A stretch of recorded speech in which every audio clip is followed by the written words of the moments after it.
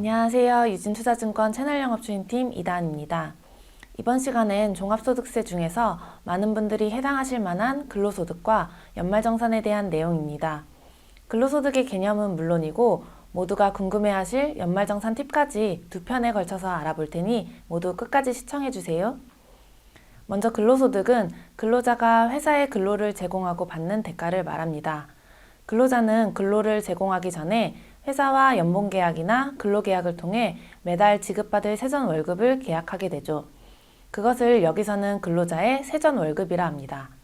회사는 매달 월급을 줄 때 세전 월급에서 근로자의 세금을 일부 떼서 국세청에 대신 납부하고 나머지 금액을 지급합니다.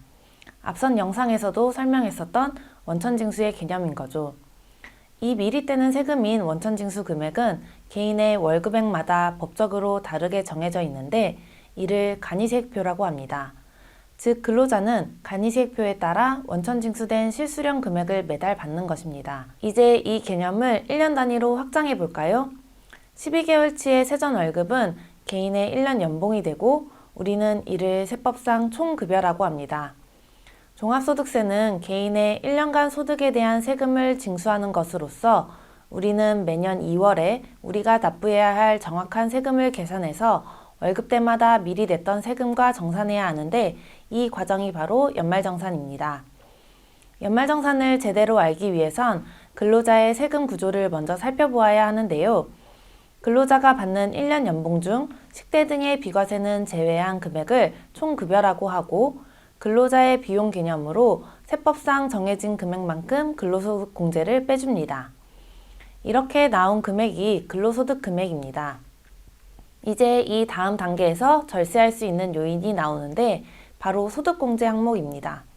일반적으로 부양가족에 따른 인적공제, 근로중에 부담한 국민연금, 건강보험료 공제, 주택자금 마련에 대한 소득공제, 신용카드 사용에 따른 소득공제, 벤처 등에 투자함에 따라 받는 소득공제 등이 있습니다. 이 중 꼭 필요한 내용에 대해선 잠시 후에 자세하게 살펴보고 일단은 구조부터 계속 봐볼까요? 근로소득 금액에서 각종 소득공제 항목들을 빼면 과세표준이 나옵니다.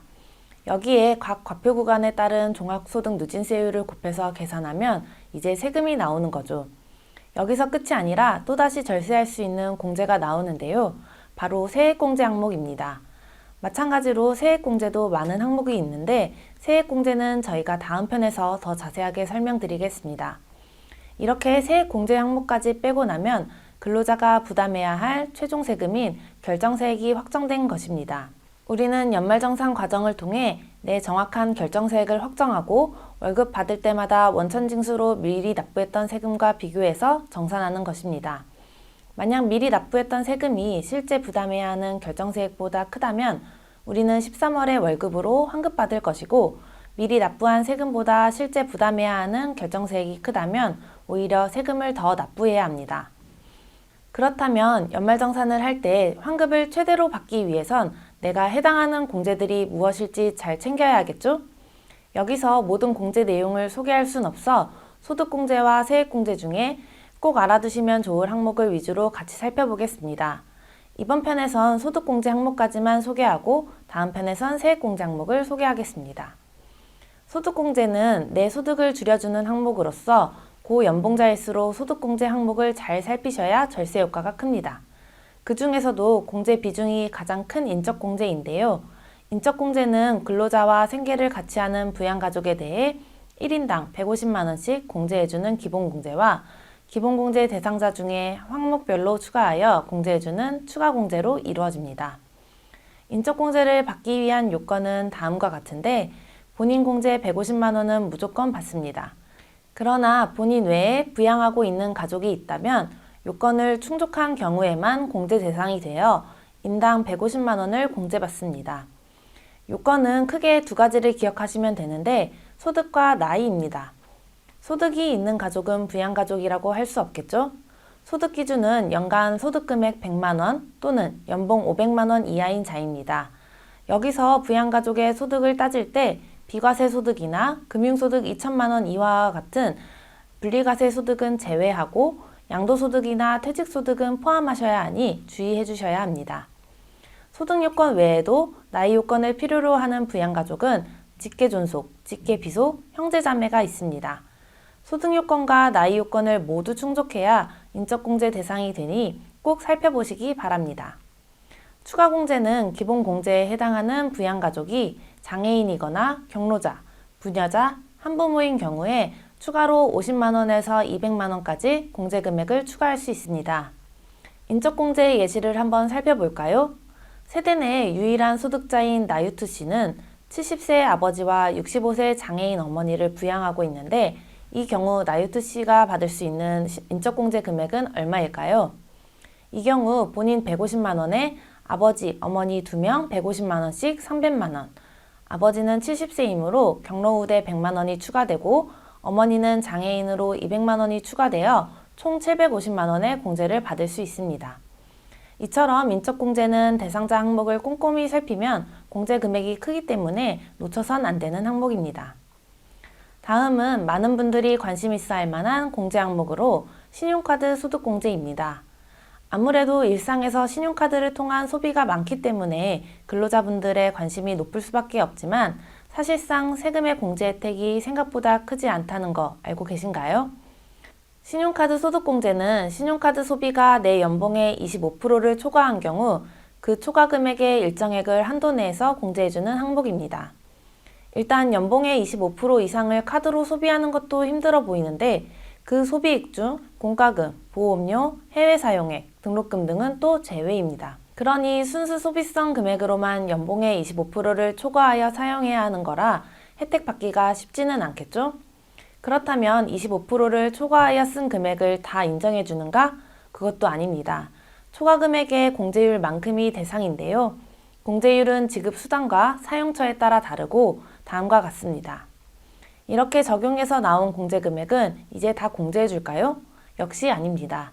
마지막으로 한도가 있습니다. 한도는 근로자의 급여에 따라 달라서 총 급여가 7천만 원 이하라면 300만 원, 7천만 원 초과라면 250만 원이 한도입니다. 전통시장이나 대중교통 등 사용액이 많다면 추가로 한도를 항목별로 100만 원씩 더해주기도 합니다. 조금 복잡해 보이죠? 이제 예시를 통해 한번 정리해 보겠습니다. 연봉 5천만 원인 나유투 씨의 1년 카드 사용 금액이 다음과 같다면 나유투 씨는 소득공제를 받기 위해 총급여 25%인 1,250만 원을 일단 무조건 넘겨야겠죠? 그 금액은 근로자에게 유리하게끔 공제율이 낮은 순서인 신용카드, 직불카드, 대중교통, 전통시장 순으로 채워집니다. 여기선 신용카드 사용액으로만 1,250만 원 사용액이 채워지고 초과하는 신용카드 사용액 250만 원, 체크카드 500만 원, 대중교통 100만 원 금액에 각 공제율만큼이 공제 대상 금액이 되는 것입니다. 이렇게 해서 계산해 보면 나유투 씨는 약 228만 원 공제받을 수 있고 한도 300만 원 내이기 때문에 전액 공제받을 수 있겠네요. 신용카드 소득공제는 인적공제 대상자가 사용한 금액도 같이 합산됩니다. 여기서 소득 요건만 충족된다면 나이 요건은 따지지 않기 때문에 소득 없는 자녀 등이 사용한 신용카드 등도 같이 합산해서 공제 챙기시기 바랍니다. 이제 마지막으로는 소득공제 편에서 연말정산 시 기억하셔야 할 팁을 소개해드리고 마무리하겠습니다. 첫 번째로 인적공제는 소득이 높은 배우자에게 몰아주자. 맞벌이 부부라면 인적공제는 소득이 높은 배우자에게 몰아야 소득 자체가 적어지는 효과가 있기 때문에 둘이서 나눠 받는 것보단 몰아서 받는 것이 혜택이 더 큽니다. 두 번째로 추가공제 중 장애인 공제 200만 원을 놓치지 말자. 장애인 공제라고 해서 장애 판정을 받은 분들만 대상이 되는 건 아니라는 거 알고 계셨나요? 세법상 장애인의 범위에는 항시 치료를 요하는 중증 환자가 의료기관으로부터 증명서를 제출받는 경우에도 장애인 공제 대상으로 인정받을 수 있습니다. 중증 환자의 판단 여부는 의사가 하는 것으로서 암 치료 환자나 치매 환자 등이 속할 수 있으니 꼭 놓치지 마시기 바랍니다. 세 번째로 신용카드 소득공제 활용 꿀팁 1번입니다. 앞서 신용카드 소득공제를 설명드렸는데 카드도 똑똑하게 나눠 쓰면 공제 혜택이 더 커질 수 있습니다. 일단 공제를 받으려면 연봉의 25%는 초과해서 카드를 사용해야 하므로 그 금액까지는 신용카드를 사용해서 카드사 혜택이나 신용등급 관리 등에 활용하시고요. 25% 초과하는 금액은 이제 체크카드나 현금 영수증, 전통시장 사용 등을 통해 공제 혜택을 더 크게 받으시기 바랍니다. 네 번째로 신용카드 소득공제 활용 꿀팁 2번입니다. 신용카드 소득공제를 받기 위한 소득 수준을 설정하는 데 있어 연봉이 낮으면 총급여 25%의 허들 금액도 낮아지겠죠?